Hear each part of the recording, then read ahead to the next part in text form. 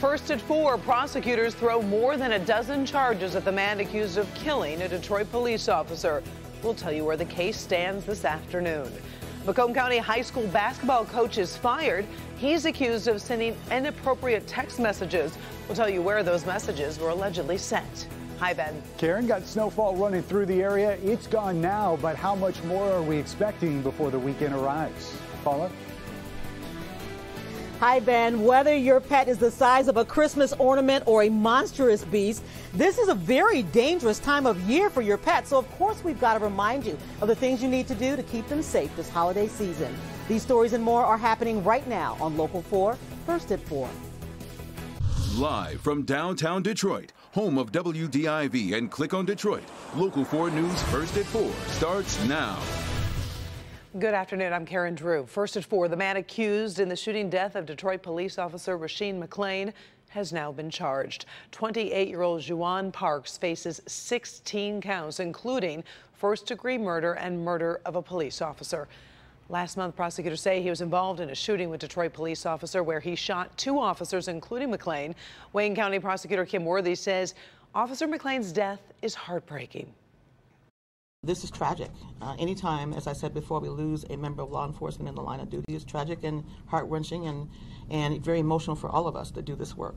But no more emotional, the most emotional, of course, for the family. And we think about the family each and every day. We think about families of our crimes that we charge all the time. But this is particularly heart-wrenching. Parks is also a suspect in 2 other non-fatal shootings prior to the attack on McClain and his partner. A Macomb County community stunned this afternoon by a texting scandal surrounding a high school basketball coach. The principal of Eisenhower High School sent a letter to parents saying Coach David Willman has been fired. It says the 9th grade girls coach was dismissed for sending inappropriate messages to players. The school says it's cooperating with the Macomb County Sheriff's Office but can't share any more information. We are working the story, talking to parents, and we'll have reaction tonight at 5. This crash over at Detroit City Airport is under investigation right now. The small twin-engine jet was attempting to land at the Coleman A. Young Municipal Airport when it ran off the end of the runway. It had taken off from Willow Run with just a pilot and co-pilot on board. No one was hurt, but firefighters hosed down that jet to make sure it didn't catch fire. The FAA and NTSB are on the case. Can't really complain about the weather, but it is a little bit gray out there. Ben Bailey standing by with our first forecast. How's it going, Ben? Yeah, Karen, it would be really nice to see some sunshine around here. And we do have some in the forecast, just not here in the short term. We saw this massive snowflakes run through here in the middle part of the day. Really didn't amount to much, but it did look impressive on the radar, even though accumulations were very minimal, to say the least. Current temperatures are right around that freezing mark outside. We do have a noticeable breeze at about 15 to 20 miles an hour. Could be seeing gusts a little bit higher than this as we get into the evening hours tonight, but temperatures are going to remain relatively steady as we head into the evening hours, and dry conditions until tomorrow when we've got another chance of snow to look at. We'll check that out and look forward into your weekend as well in just a few minutes. Karen? Breaking news, California Senator Kamala Harris has dropped out of the race for president. She calls it the toughest decision of her life, but says she doesn't have the financial resources she needs to keep going. While she won't face President Trump in 2020, she says, quote, "I will do everything in my power to defeat Donald Trump and fight for the future of our country and the best of who we are." No word if she will endorse any other Democrat in the race. Also breaking this afternoon, we're getting our first look at the impeachment report from the House Intelligence Committee. It is a key week in the impeachment inquiry surrounding President Trump. Devin Scillian joins us. And Devin, the Democrats are telling a very different story than what we've heard from Republicans. Exactly right, Karen. Republicans released their own report last night saying the president did nothing wrong. The 300-page report just released by the Democrats claims the exact opposite. The report says the president placed his personal political interests above the nation's interests and endangered national security. It also argues the president obstructed Congress by stonewalling the impeachment proceedings. You recall the investigation centers on claims the president pressured Ukraine to investigate political rivals, in this case the Bidens, by withholding $400 million in military aid and a visit by Ukraine's president to the White House. That aid was eventually released, but the chair of the Intelligence Committee just told reporters this is not about Ukraine. This is about whether the American people have a right to expect that the President of the United States is going to act in their interests, with their security in mind, and not for some illicit personal or political reason.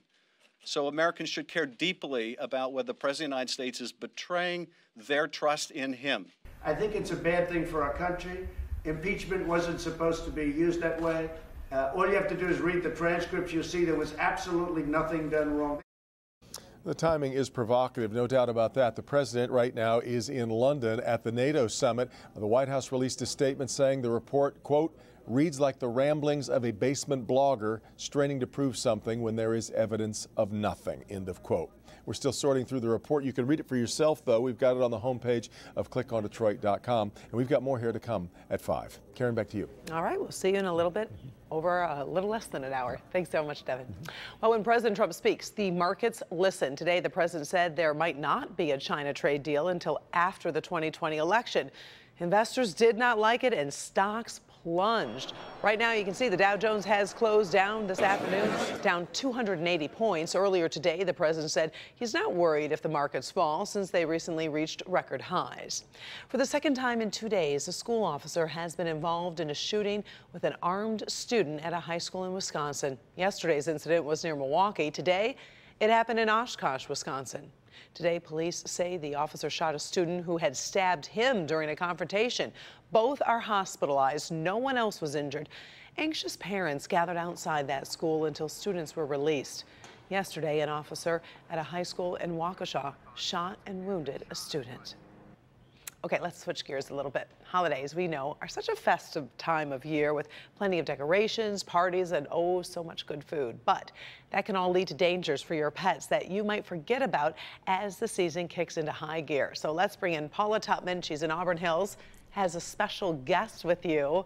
And this is an important time to remind everyone and some of those do's and don'ts to keep our pets safe, Paula. Yeah, absolutely, because there are different levels of dangers for pets. Not everything is lethal, but nobody wants their little Sunday to get a tummy ache or to get injured, particularly when there are things you can do to actually minimize the risk of accidents. Ooh, there you go. I had a centerpiece of apples on the table for decorations, so real apples, about 15. For Gatsby, it was the great getaway. The pet cam caught him red-pawed. First you hear the boom, and then the getaway. When Gatsby's owner saw he had an apple in his mouth, she raced home immediately. Only one apple was left. Good thing she works for Blue Pearl Specialty and Emergency Medicine for Pets in Auburn Hills. I had to induce vomiting and make her throw up all the apples. Cores included and everything. Mark, the dog, was the victim of a well-meaning pet grandparent. Just started giving him turkey.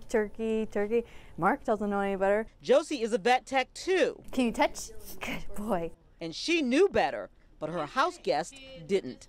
The next day, he had very bad diarrhea and potentially could have made him really sick. He could have got pancreatitis or it could have led to something else, but he does.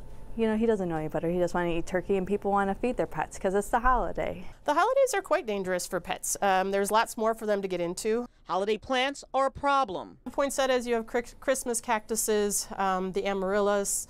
Those are probably the big ones that we'll see.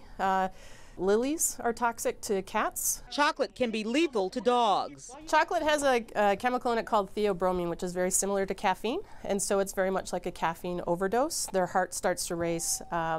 It affects their liver negatively. It affects their intestines negatively. I've seen dogs come in from anything from just a little upset tummy to being in a coma. Grapes and raisins can be toxic to pets as well. Christmas trees to a cat are just a tree to climb for a cat, and so they should be tethered so they can't be accidentally pulled down. And then there's the watering bowl for living trees. The tree water can be toxic if there's fertilizers in there. Bulbs, tinsel, even Christmas lights provide patience to veterinarians. They can eat the Christmas lights, they can eat the tinsel, and those can cause obstructions in their gut that will cause them to need surgery.